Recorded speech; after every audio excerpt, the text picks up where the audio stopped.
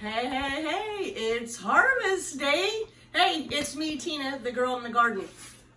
Did you have a wonderful, beautiful tomato harvest this year? I did not.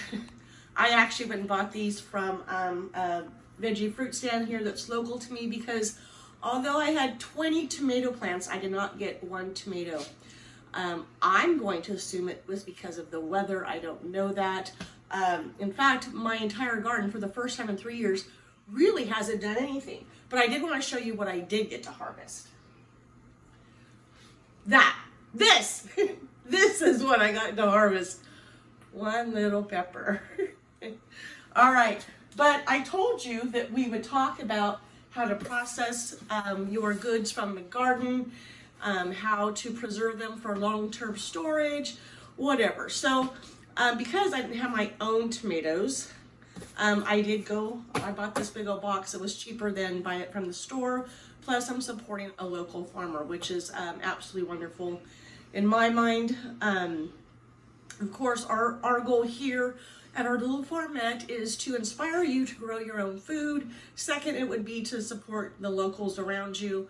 And then, of course, you always have the grocery store. So anyway, what am I going to do with these tomatoes? First of all, we can eat them fresh. And because I don't eat fresh tomatoes, I can't tell you the multitudes of ways. I'm sure you can all tell me how to eat a fresh tomato. Drop it in the comment. Let me hear it. Let me read it. The one way I will eat a fresh tomato is in salsa. Everybody has their own salsa recipe. I do have mine, the way I like to make it. If you want me to do a video on that, put it in the comments. Let me know so I can get it out there for you. What else can we do with it? Okay, I was going to teach myself how to can this year, but because I don't have my own tomatoes, I'm first going to start with doing some dehydrating to get some tomato powder. Why? When you dehydrate foods, like 85% of the nutrients stay there, and then they're powder, and you can put them in anything to give that dish more nutrition. So when it comes to tomatoes and dehydrating, I think I read that it loses vitamin C and vitamin A. So I'm going to dehydrate them at a very low temperature. The other thing I'm going to do is I'm going to make homemade tomato sauce. And so let me just tell you a little bit about both. So I'm going to wash these tomatoes up to make the homemade tomato sauce. I'm going to quarter them. I'm going to chop up some other veggies. That'll be a whole nother video, and I'll show you how I make my homemade tomato sauce. So then what tomatoes are left over is what I'm going to dehydrate. So I'm actually going to take out my 6 pounds of tomatoes, and I'm going to put them in the freezer because I don't care what their texture's like afterwards when I go to make the sauce. I'm going to cook them down and emulsify them anyway. Until they're just pure liquid. So let me get these cleaned up. I'm going to start the process for getting them dehydrated, and I'll be back to show you what I did. See you soon. Hey, we're back, and I've got some tomatoes sliced up.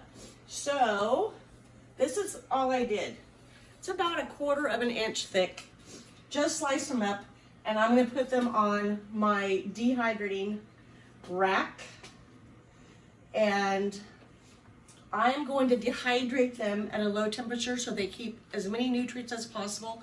So I'm probably going to dehydrate them at 115. And every time I dehydrate tomatoes, it's a different amount of time. So I just dehydrate them until they're nice and crispy. So let's get these in, and I'll be right back.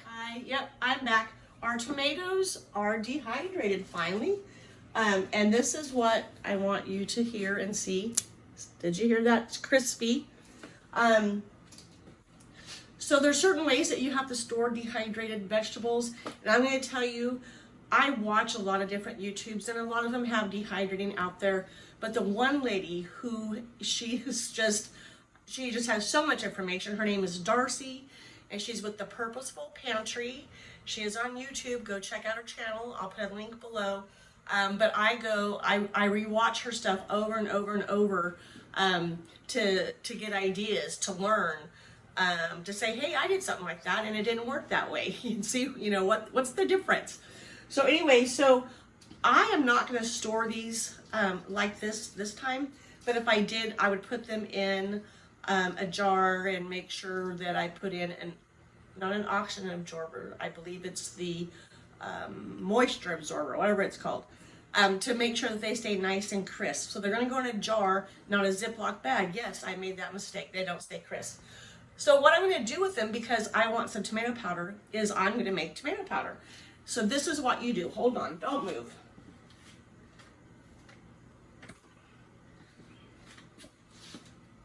Yes, it's a coffee grinder.